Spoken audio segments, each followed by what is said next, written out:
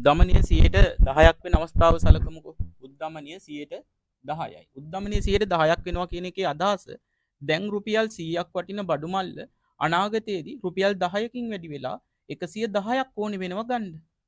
එතකොට මේ 100 සහ මෙතන කොටස් 110ක් තියෙනවා. මේක අපිට ගන්න පුළුවන් මේ ප්‍රසන්ට් වැලියු එක. ප්‍රසන්ට් වැලියු එක වැඩි කළොත් 100ට 110යි. එතකොට මේක ෆියුචර් වැලියු එක. එතකොට මේ ෆියුචර් වැලියු එක 110ක් වෙන එකක වර්තමාන වටිනාකම බලන්න නම් අපි මොකද කරන්නේ? මේ ෆියුචර් වැලියු එක බෙදනවා 100ට 110යි.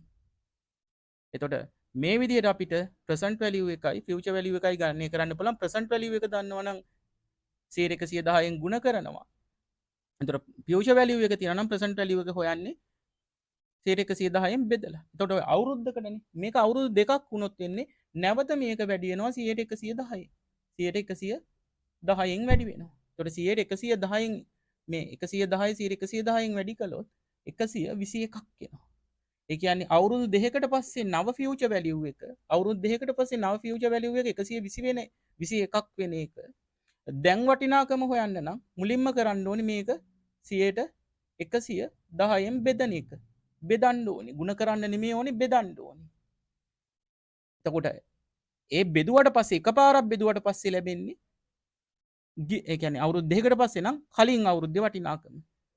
එතකොට අපිට ඕනේ වර්තමාන වටිනාකම නම් මේක තව පාරක් අපි මොකද කරන්න ඕනේ?